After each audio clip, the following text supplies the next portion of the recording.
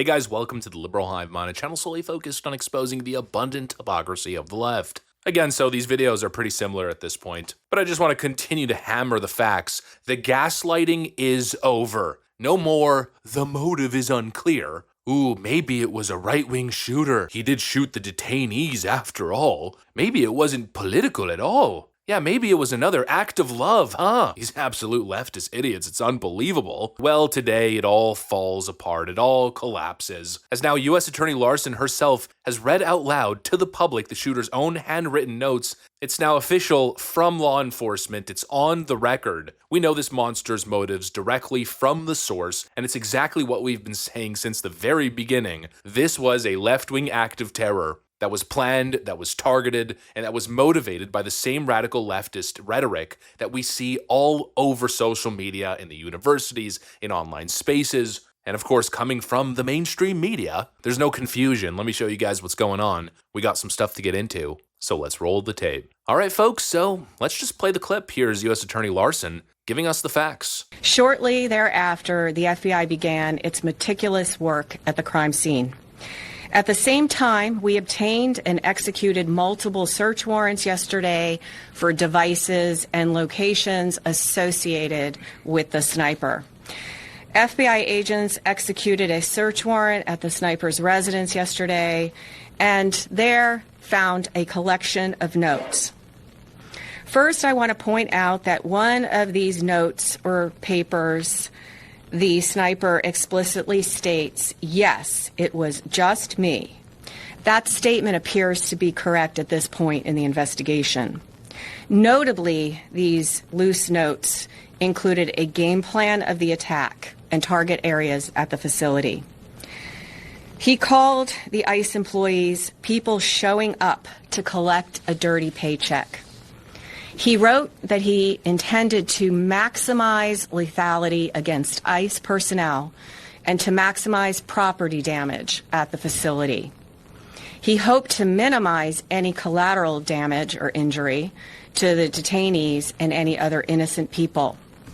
It seems that he did not intend to kill the detainees or harm them. It's clear from these notes that he was targeting ICE agents and ICE personnel.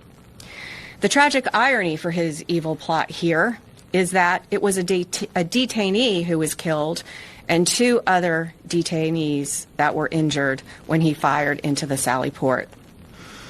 He also hoped his actions would give ICE agents real terror of being gunned down, and he did this to induce constant stress in their lives. He hoped his actions would terrorize ICE employees and interfere with their work, which he called human trafficking. And so there it is, you heard it. That's the acting U.S. attorney laying out the facts. This was planned, it was targeted, and it was ideological violence. The notes are explicit. He calls ICE agents people showing up to collect a dirty paycheck. He spelled out his goal as being maximum lethality against ICE personnel, claiming that he wanted to terrorize them, and quote that he hoped to minimize any collateral damage or injury to the detainees or any innocent people. In other words, when the left yesterday was suggesting, oh, well, he shot the detainees, therefore he's probably MAGA, well, that talking point ends today. No, he was just a shot. And of course, we learned that yesterday from the shooter's brother, Noah, who specifically said that he's not a marksman and that he would not be able to make any shots like that. He was significantly far away from the facility, and so obviously, simplest explanation was that he's simply not a trained sniper, and so he couldn't make those shots into a crowd targeting specific individuals. But of course, that won't stop the left from peddling misinformation. You got videos like this all over social media.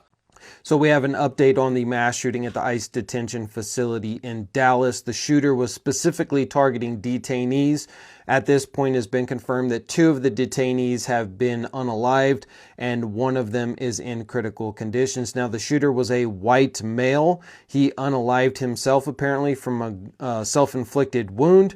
And according to local reports, his specific target was the detainees, not ICE officers. So this does appear to be a right-wing extremist terrorist attack on defenseless people who were already being detained and most likely deported as it was. But apparently that was not good enough justice for this guy. He had to take the law into his own hands and unalive these. They're trying to claim that he was a white nationalist specifically targeting the detainees, and it's not just these leftist losers on social media. Even after all the details have been released, CNN's Wolf Blitzer is still pretending as if we don't know whether he was targeting the detainees or ICE agents. So we don't know if this shooter was actually targeting the detainees who were shot or ICE officials. We don't know because of the way it described the way in which the suspected shooter shot at this building, but the administration... Even though his bullets said anti-ICE, and law enforcement confirmed earlier in the day that he specifically did not want to bring harm to the detainees, but rather was trying to kill ICE and spread terror for federal agents across the country. We've also got this imbecile, Keith Olbermann again, responding to a Libs of TikTok post, where she basically details all the information that we know, the notes written from the shooter himself, and he responds by saying, "He shot detainees, you shrivel-brained witch." Oh, well, there you have it. Keith Olbermann said it. Therefore, I guess he's a MAGA terrorist. Holy frickin' moly, these people are out of their damn minds. No, once again, it's more proof that this was a left-wing act of terror. And thankfully, we've got the president who, I'm just gonna say it, has the balls to finally stand up against this evil, regardless of the media and left-wing activist pushback. There was another shooting at an ICE facility in Texas yesterday. Terrible. Detainees were killed. The FBI director posted on social media bullets that were engraved with the message anti-ICE. Right. He just posted another thing on social media saying they recovered a handwritten note from the subject that read, "Hopefully this will give ICE agents real terror to think, is there a sniper with AP rounds on that roof?" Who do you hold responsible for the uptick in left-wing violence in the country? Radical left rhetoric. The radical left is causing the problem. They're out of control. They're saying things, and they're really dumb people. I mean, I look at Crockett, I look at some of these people. They're very low IQ people, actually. But the radical left is causing this problem, not the right, the radical left. And it's going to get worse, and ultimately it's going to go back on them. I mean, bad things happen when they play these games. And I'll give you a little clue. The right is a lot tougher than the left. But the right's not doing this.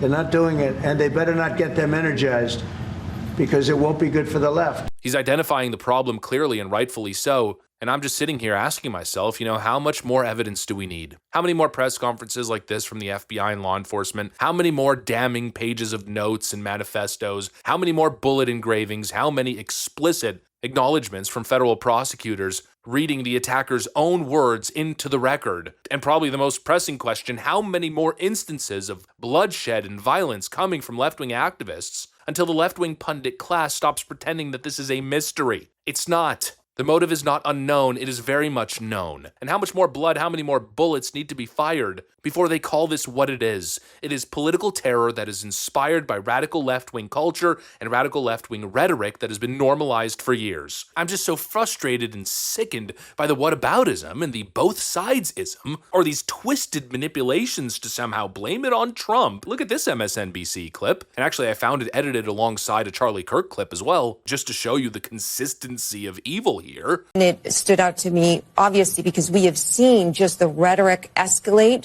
We've also seen the very dramatic videos of ICE nabbing individuals and tossing them into unmarked vehicles. A lot of these ICE agents have been masked, and so it has been very divisive. And there's been a lot of fear in the different communities. And the FBI stands in full support of the ongoing response and the investigation.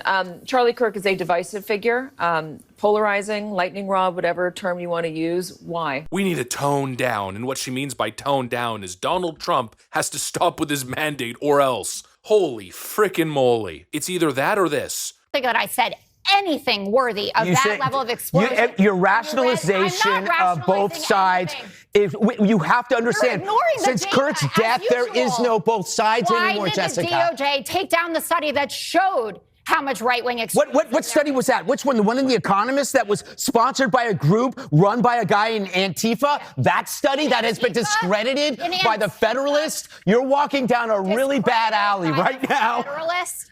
Yes. I actually did see, Jessica, I did the deep dive on that study. That study was authored by a project that was run by a guy who says he was an Antifa. That is why that whole thing has been scrubbed, okay? It's real simple. You label someone a fascist or a racist or a Nazi, it makes you free to attack them, and that has been the ideology from the start. It's weird. Both sides, or it's only happening because Donald Trump. It's victim blaming. Charlie Kirk was assassinated, not because the left is completely insane, but because Charlie Kirk is divisive and dangerous. These people are out of their minds, and again, how much bloodshed until they admit the most obvious and basic truth. There is a problem on the left, and it's time to start addressing it, and we can't do it for them. Only the left can fix this problem, and so maybe, just maybe, they start living up to this virtuous image that they paint for themselves. Maybe you compassionate libs just do the right thing. I don't know. I have my doubts. Anyways, that's what I got for you guys. Thanks for watching, and I'll see you on the next one.